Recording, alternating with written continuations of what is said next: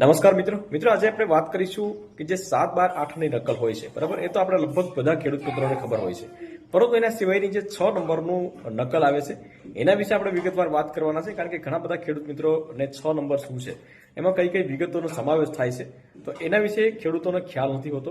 6 નંબરને હકપત્ર પણ કહેવામાં આવે છે. તો A to Z માહિતી આપણે 6 નંબરની જે નકલ હોય છે એના વિશે વિગતવાર વાત કરીશું. અને 6 નંબર જે છે એ 7, 12, 8 કરતા પણ ખૂબ જ મહત્વની નકલ છે, કારણ કે એમાં ઘણા બધા જે છે સુધારાઓ અને માહિતી જે છે એમાં હોય છે. તો વધારે માહિતી મેળવવી હોય તો એમાં તમારે 6 નંબર કઢાવવી પડે છે. તો 6 નંબર જે છે તમારે એના વિશે ન જાણતા હોય તો વિગતવાર વાત કરીશું કે ભાઈ 6 નંબર શું છે. તો વિડીયોને લાસ્ટ સુધી જોતા રહેજો. તો ચાલો શરૂ કરીએ. તો વિગતવાર વાત કરીએ 6 નંબરો વિશે. તો આપણે સૌપ્રથમ તો આપણે વાત કરીએ મિત્રો કે જે ગામ નમૂના નંબર 6 છે, તો એને હક પત્રક તરીકે શા માટે ઓળખવામાં આવે છે. હવે તમને જણાવી દઉં મિત્રો કે 6 નંબરને હકપત્રક તરીકે એટલા માટે ઓળખવામાં આવે છે કે આપણી જે જમીન હોય, ખેતીકીય જમીન હોય, અને એમાં જે આપણા સરકારી જે અધિકારો હોય, તો એ કાયદેસર જે અધિકારો છે તો એ 6 નંબરની અંદર નોંધવામાં આવ્યા હોય છે. તમામ આવા તમારે જે અધિકારો જે છે એ જોઈતા હશે તો 6 નંબરની અંદર મળી જતા હોય છે. અને એટલા જ માટે આપણે એને હકપત્રક તરીકે, મતલબ કે આપણા હકના જે અધિકારો છે એ એમાં નોંધવામાં આવ્યા હોય છે, અને એટલા જ માટે આપણે એને હકપત્રક તરીકે પણ આપણે ઓળખીએ છીએ. બીજું કે આ 6 નંબર જે છે એ હકપત્રક તરીકે બીજા 2 નંબર જોડવામાં આવે છે. કયા કયા બીજા 2 નંબર જોડવામાં આવે છે એના વિશે તો આપણે જાણતા જ હોય છે. એક છે 7 નંબર અને બીજો જે છે 12 નંબર. કારણ કે 6 નંબર કે હકપત્રકમાં જે બાબતો અથવા તો અધિકારો નોંધવામાં આવે છે તે અધિકારો નંબર 7 અને 12 નંબર એમ તમામને લગતી માહિતી છે. મતલબ કે 7 અને 12ને પણ એ લગતી માહિતી છે. એક મતલબ કે કમ્બાઈન્ડ નંબરો છે. અને એટલા જ માટે આપણે જ્યારે પણ મામલતદાર કચેરી અથવા તો તાલુકા પંચાયતે આપણે નકલો અથવા તો આપણે જમીનનો રેકોર્ડ કઢાવવા જઈએ છીએ ત્યારે આપણે જોઈન્ટમાં કહીએ છીએ કે ભાઈ 7, 12, 8ની નકલ કાઢી આપો. બરાબર. હકીકતમાં વાસ્તવમાં આ નંબરો જે છે 7, 12 નંબર જે છે તો એ અલગ અલગ નંબરો છે, અલગ અલગ નકલો છે. પરંતુ આપણે 7, 12, 8 જે છે એ આપણે કહીએ છીએ એટલા માટે કહીએ છીએ કે એકાબીજા સાથે એ જોડાયેલી નકલો છે. 6 નંબર, 7 નંબર, 12 નંબર, તો આ એકાબીજાની સાથે જોડાયેલી નંબર છે. અને એમાં અમુક અમુક જે વિગતો જે છે તો એ બધા હોય છે બધા એમ, એટલા માટે એને 7, 12 કહીએ છીએ. અને 7, 12 નંબરમાં કોઈ પણ બીજી એક મહત્વની વસ્તુ તમને જણાવી દઉં મિત્રો કે 7, 12 નંબરમાં કોઈ પણ સુધારો અથવા તો માહિતી ઉમેરવામાં આવતી હોય તો 7, 12ની સાથે સાથે નમૂના નંબર જે 6 નંબર છે એમાં પણ ઉમેરાતી હોય છે. અને એટલા માટે જ એકાબીજા સાથે સંકળાયેલા નંબરો છે. 6 નંબર પત્રકમાં તમારે જૂના રેકોર્ડ જોતા હશે તો પણ તમને ઉત્તરોત્તરની નકલો મળી જતી હોય છે. 7, 12માં કેવી રીતે હોય છે મિત્રો કે કોઈનું નામ જે છે કમી કરી દીધું હોય છે તો એ જૂનો રેકોર્ડ જે છે એ કમી કરી અને નવો રેકોર્ડ જે છે આવી જતો હોય છે.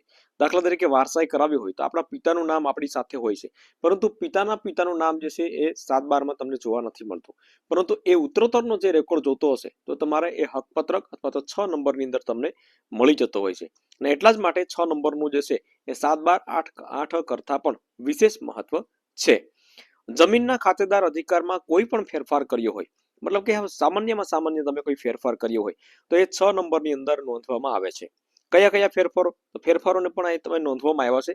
સપોઝ કે તમારે વારસાઈ કરાવી હોય તો 6 નંબરમાં નોંધવામાં આવે છે.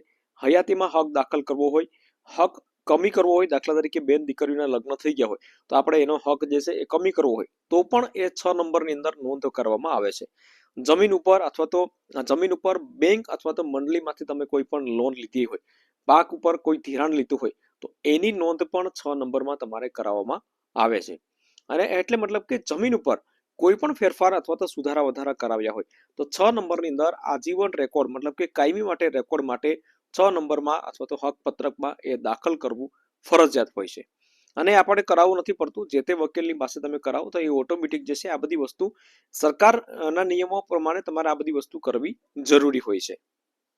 અને એટલા જ માટે ધ્યાનમાં રાખવા જેવી બાબત એ છે મિત્રો કે અત્યારે લગભગ ખેડૂતો જે છે તો એને એની જમીન ઉપર નાના મોટો બોજો લીધેલો હોય છે, મતલબ કે ધિરાણ લીધેલું હોય છે, લોન લીધેલી હોય છે.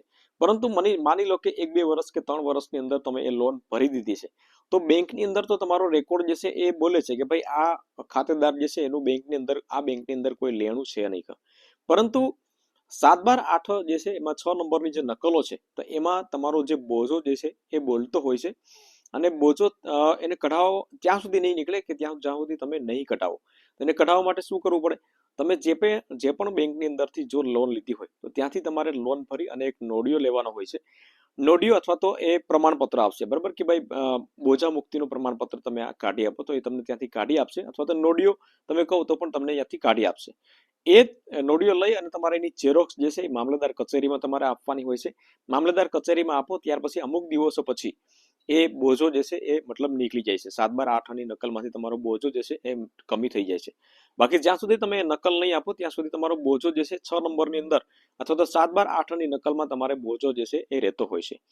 તો આ બધા જે છે 6 નંબરની જે નકલો છે એની માહિતી જે છે આમાં નોંધવામાં આવે છે. મિત્રો, 6 નંબરનું કેટલું મહત્વ છે જમીનની અંદર એ પણ તમને ખ્યાલ પડી ગયો હશે. તો આમાં તમને છતાં પણ કોઈ પ્રશ્ન હોય તો તમે કોમેન્ટ કરી શકો છો. મિત્રો, વિડીયો ગમ્યો હોય તો વિડીયોને એક લાઇક જરૂરથી કરી લેજો, શેર કરજો, અને ચેનલ ઉપર નવા આવ્યા હોય તો ચેનલને સબસ્ક્રાઇબ જરૂરથી કરી લેજો.